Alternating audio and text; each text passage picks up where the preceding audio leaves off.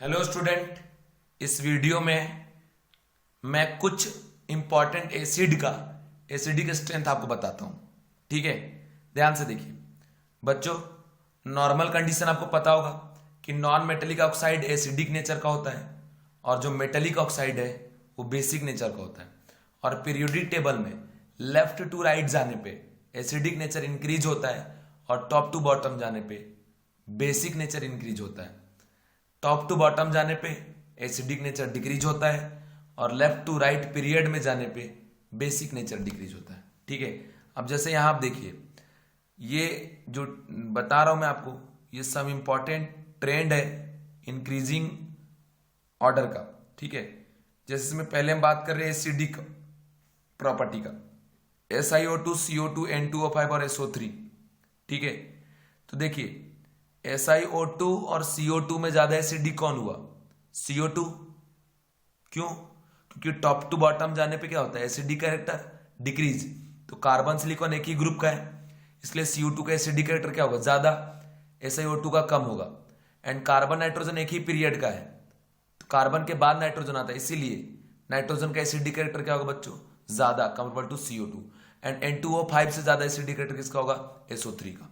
ठीक है, नेक्स्ट देखिए MgO, Al2O3, SiO2, P4O10। Magnesium, aluminium, silicon, phosphorus एक ही पीरियड का है, लेफ्ट टू राइट जाने पे एसिडिक कैरेक्टर इंक्रीज होगा। HClO, HClO2, HClO3, HClO4 ये ऑक्सी एसिड है और सभी में सेंट्रल एटम एक ही है, क्लोरीन।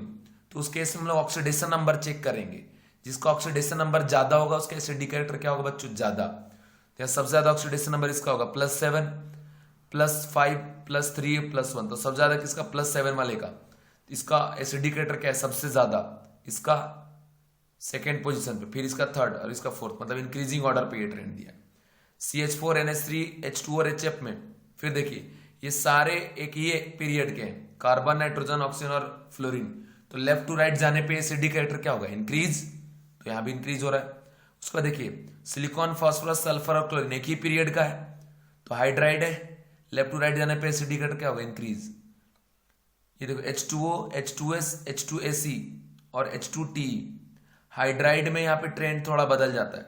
ठीक है, समझ गए? तो इसी वजह से हाइड्राइड के कारण, क्योंकि ये ऑक्साइड नहीं है, हाइड्राइड है, तो हाइड्राइड में जब ग्रुप 16 में टॉप टू बॉटम जाते हैं तो एसिडिक कैरेक्टर इंक्रीज होता है।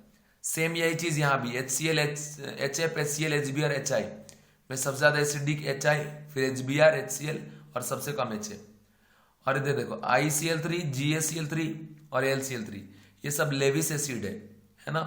अब इसमें सबसे ज्यादा एसिडिक कैरेक्टर AlCl3, फिर GaCl3, फिर इंडियम ट्राइक्लोराइड। ऐसा क्यों? क्योंकि एल्युमिनियम, गैलियम, इंडियम एक ही ग्रुप का है। और आपको पता होगा कि जब ग्रुप नंबर 13 में टॉप टू बॉटम हम जाते हैं तो +3 का स्टेबिलिटी डिक्रीज होता है। तो +3 का स्टेबिलिटी डिक्रीज हो रहा है, मतलब एसिडिक कैरेक्टर क्या होगा? डिक्रीज होगा, क्योंकि हाइयर ऑक्सीडेशन वाले का एसिडिक कैरेक्टर ज्यादा होता है।